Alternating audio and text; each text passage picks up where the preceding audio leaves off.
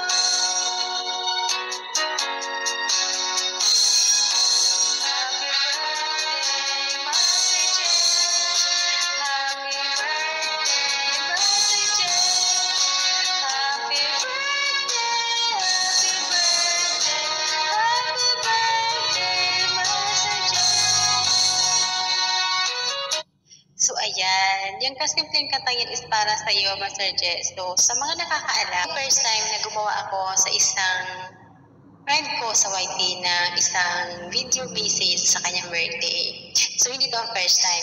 Kung yung mga old friend ko tulad ni si Che at si Sister Rose, alam nila yan na hindi ito ang first time na may ginawan ako ng video na friend dito sa YT.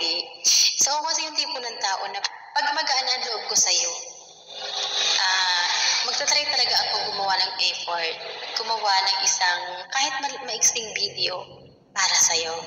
So anyway, si Master J, hindi ko naman talaga siya kilala. So siguro, noon pa, bago ko siya makilala is nakikilala niya na ako sa YT.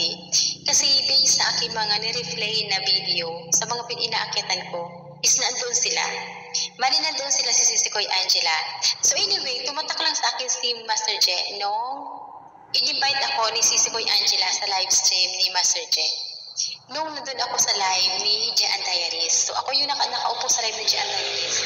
Tapos, ibinaba niya yung link ni Master J sa kanyang palaro. So ang sabi niya, sabi ni Sisikoy Angela, pumunta raw ako doon sa live stream ni Master J.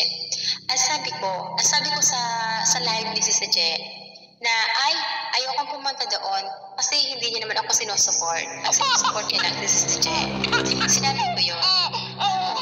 Nag-repost si Master J on live na parang busy ata siya, nagdadrive siya kaya hindi siya makasupport. Pero yung akin, i-joke lang naman yun. So doon nagsimula doon nagsimula kung bakit tumatak sa akin si Master J. Kasi di ba tayo mga nagwa-YT, may isang pangyayari na tumatatak talaga sa akin na hindi natin makakalimutan para maging malapit tayo doon sa isang tao na yon. So, ganun ako. So, bali, yun ang dahilan kung bakit hanggang ngayon is kakilala ko si Master J. So, anyway, pasensya na kayo sa aking mahabang kwento, mga lalabs. Ang masasabi ko lang sa iyo, Master J, mag-ingat ka dyan. Mag-ingat ka sa ibang bansa, ingatan ang sarili hanggat maaari mag-ipon at huwag ipadala lahat sa Philippines ang sahod. Okay, magtira ng para sa sarili dahil hindi natin alam sa darating na panahon. So, advice ko lang yun isang ex-OFW dyan sa PSA dahil sobrang pong mahirap ang maging isang OFW. Oo, sobrang mahirap. Masarap siyang pakinggan na abroad ka. Masarap pakinggan yun. Promise, masarap. Pero hindi nila alam ang paghihirap na pinagdadaanan natin dyan sa ibang bansa. Oo, kaya ang masasabi ko lang sa iyo, Master J, mag-ingat ka palagi dyan. Magdasal. And of course, so masyadong pipirin ang sarili. Oo, control din sa mga palipad. Yun lang masasabi ko. Alam na naman ako. Oo, control din sa ganon. Mag-ipon. Kasi mahirap ang buhay. Para sa inyo mga OFW, alam ko yun. Kasi ginawa ko din dati yun na madali lang sa inyo ang pera dyan sa ibang bansa kasi medyo mataas ang sahod nyo. Compare sa Pilipinas. Pero ang masasabi ko lang talaga is mag-save kayo ng pera. Mag-save kayo ng pera. So anyway, happy birthday. Naner mo na si Lenny. Okay, sinar mo na si Master J. Okay, salamat sa pagiging supportive sa akin. Alam ko na hindi pa tayo matagal na nagkakilala, I think 4 months pa lang or wala pa. Pero gano'n na, medyo may tumatak ka na sa kasi sa akin.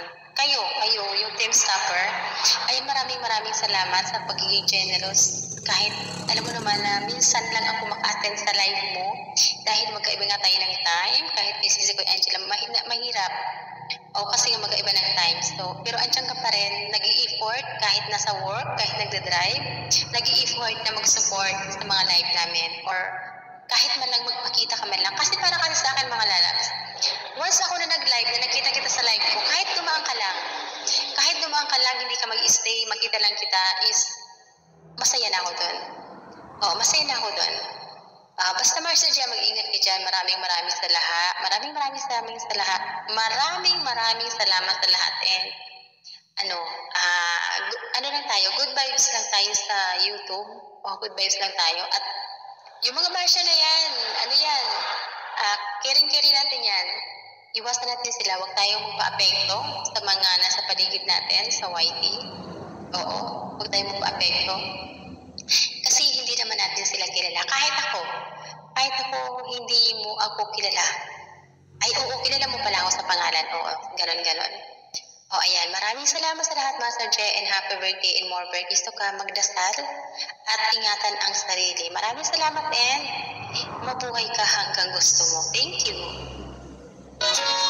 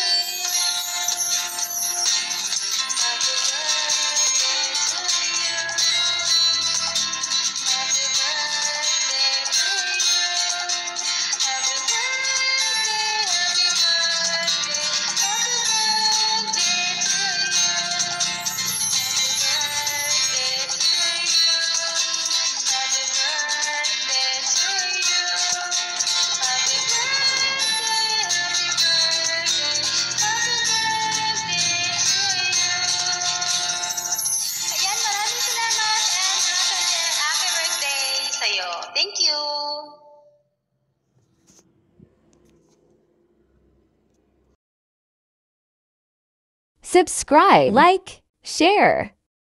Thanks for watching.